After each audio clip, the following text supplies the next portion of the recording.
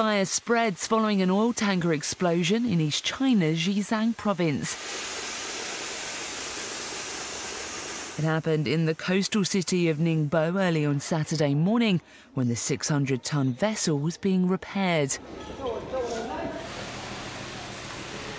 2.5 hours was how long it took to put the fire out, but there's a new problem. An unknown amount of oil is now leaking into the Yongjiang River. Now, local authorities are worried as the 130-kilometre stretch of water is a major source for the nearby city, which has a population of 7 million.